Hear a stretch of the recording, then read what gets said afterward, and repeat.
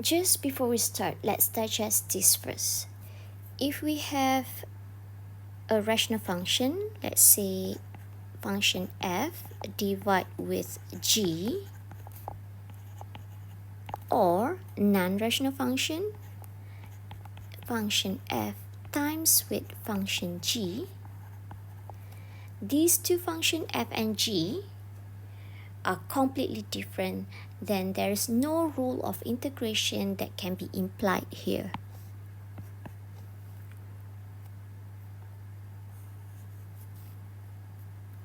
But if one function is a derivative of the other,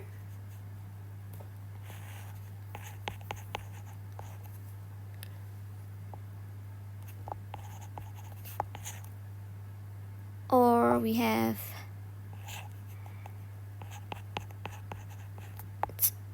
times with fx to the power of n, then we can apply rule of integration.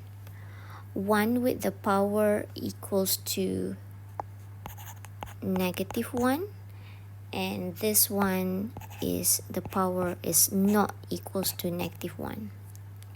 So how do we know the power is -1?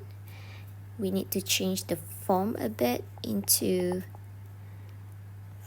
f prime fx to the power of -1.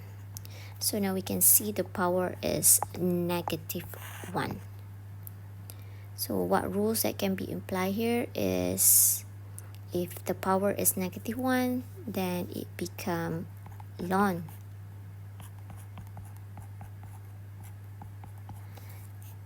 If the power is not equals to -1, then we simply add the power n with 1 and divide with the power +1 and plus c.